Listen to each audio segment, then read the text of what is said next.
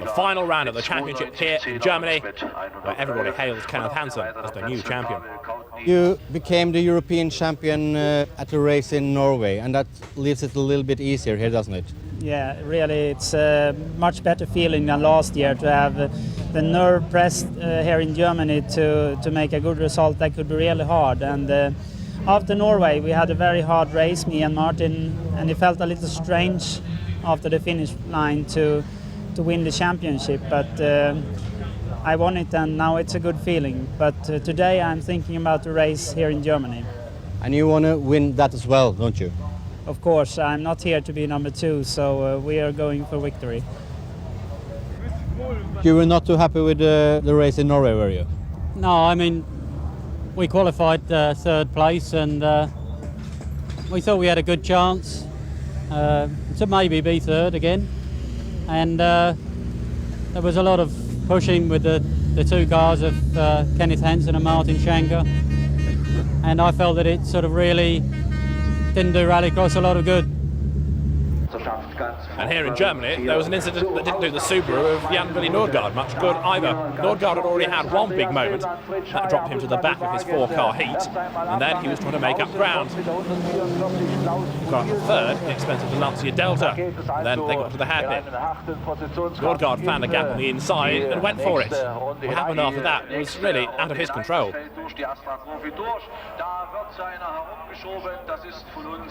The car ended up on its side. It took Nordgaard effectively out of the competition. And there was to be more in Division 1 as well. This was the championship that still had to be resolved. Richard Hutton was the man who was leading it. Bernd Leinemann was quickest here after the heats. And the green, here we go. The ERA Cup, the final round of the championship is underway. Susan Bergvall it is who noses her way through into the lead. Now remember, she's the only person to have won twice in this year's ERA Cup. So can she become not only the first person to win 3 times, but also take the championship? We shall see. She leads then as they come from the loose onto the tarmac, making their way now down towards the very fast complex of corners. The little Citroën, there it is, in the lead then, and already Susan Bergvall trying to break clear of the rest of the field. Rudy Lauber's Peugeot there in 3rd place. Peter Nielsen's Metro well up in 4th, and then Mike Dresser with his Metro in 5th as their Rudolf Koyen runs very wide. Mike Dresser won the B final. He's now managed to work his way well up the order in this A final, but Susan Bergvall it is who leads. Coming through there in 2nd place, Lars Hagerstig with his Citroën. 3rd is Laubers, and 4th Peter Nielsen. Now that car has shown flashes of speed all season long. They turn now from the loose back onto the tarmac. Remember how well Nielsen went in France. Remember he was up there and fighting in the most recent round of the championship in Norway. Well, here he is in 4th place and now trying to find a way up onto terms with Laubers and in turn with Hagerstig and then Bergvall here in the final round of the series in Germany. The gap coming down between the leaders. Bergvall being caught there by Lars Hagerstig. Rudy Lauber's 3rd. All over the back of him is Peter Nielsen in 4th place. It's Kokassa 5th and Mike Dresser, the Englishman, in 6th place. Susan Bergvall then under a great deal of pressure. A win here will give her the championship. She comes through then. Hagerstig looking for a way through on the inside. Door closed by Susan Bergvall. Lars Hagerstig having to stay behind and keep that 2nd place. Laubers it is in 3rd place. In 4th is Nielsen, 5th and 6th. Still Kassa ahead of Dresser, and then it's Manfred Beck and Rudolf Koyen completing the runners. Susan Bergvall looking in her mirror, seeing just how close Lars Hagerstig is, and realising that he's very close indeed. There's Koyen, the Suzuki Swift that started the year off really as the car to beat. But as the development has gone on the rest of them, it's now become rather a less competitive proposition. Lars Hagerstig right up behind Susan Bergvall, but it's all too late. There is the checkered flag. Susan Bergvall not only wins the ERA Cup final, but she also wins the championship by 2 points from Manfred Beck. Rudy Laubers finishes 3rd, with Pavel Novotny 4th ahead of Rudolf Koyen and Peter Nielsen. Susan Bergvall then, the ERA Cup champion of 1994. Kenneth Hansen's fiancée adds to a very successful season for the Shell Citroën team. She wins the ERA Cup final and the championship. Hansen himself, of course, having won Division 2. Who then is going to win the Division 1 championship? We'll find out, or will we? A jump start, so the red lights come back on. Away they go again, and away they don't go again. Again the red lights come on, and Ludwig Hunsberg, having caused those 2 false starts, is told to park over here, then you can't cause any trouble. Away they go for a 3rd time, and again a false start there by the Toyota of Gunde Svan. The German crowd all behind Bert Leinemann. Away they go, the fourth start, and it's a clean start. They've got further now than they have in the previous three combined, and Richard Hutton it is who leads. Remember, he is battling with Bert Leinemann for the championship. Hutton is in the green and white Escort 103. Leinemann is on the outside of him in the white Escort number 107. The championship between the two of them. Hutton is ahead. Leinemann trying to find second place away from Pavel Koutny as they come down now. He's on the outside. Koutny locking up there. Is he going to be able to keep second place? Yes, he is. Koutny is really promising now to play a very important role in the deciding round of this year's championship. He is second. He hits Hutton. He could well deny Leinemann points. He could well deny Hutton points if he hits him again. Here they come then. Back onto the loose. Back onto the tarmac now. And then to the loose once again. Ever-changing nature of the circuit here. Koutny looking for a way through on the inside. He gets a tap in the tail from Bert Leinemann. And in turn, that knocked Hutton very sideways and very wide. Leinemann getting frustrated. He wants to be second. He wants to be in the lead. He can't do that at all for as long as Koutny is ahead of him. Again, he's quicker on this tarmac section, right up behind the Czech Republic driver. Virtually pushing Koutny round the corner, but as far as Hutton is concerned, as long as Leinemann stays behind him, the championship is going to be his. Richard Hutton with Pavel Koutny pushing him every inch of the way, comes through. Hutton doing well to withstand all this pressure.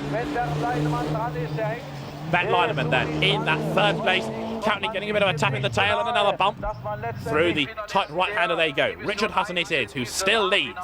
He looks in his mirrors. He sees the two white Escorts behind him. He sees Koutny ahead of Leinemann. That is good news if you are called R. Hutton. It is bad news if you're called B. Leinemann. Last year, Richard Hutton had some truly awful luck. This year, his luck really has changed. If you look at the right rear of his green and white Escort Cosworth, that wheel has a tremendous amount of negative camber on it. And Hutton doing very well to keep it all under control as he comes through to win the race and the championship. Richard Hutton wins the Division 1 European Championship of 1994 from Leinemann, from Hunsbeck, Koutny, Svan and Opland. And there you can see Richard Hutton's very badly damaged Escort and a wheel with lots of negative camber.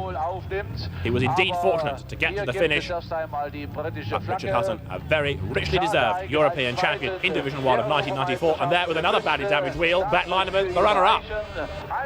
Well, Richard, congratulations first of all. Thank you very much. It was a very tight race. Tell us a little bit about it. Yeah, there was 5 jump starts before the race, which isn't so good on the clutch and the tyres and everything else. Ludwig got put out for 2 jump starts, and when we actually finally did get underway, I made a good start, managed to come in close on the first corner. Pavel followed me, and then Bernd tried round the outside, but it's a bit of a difficult way to go. So this is your first championship. Will it you carry on next year?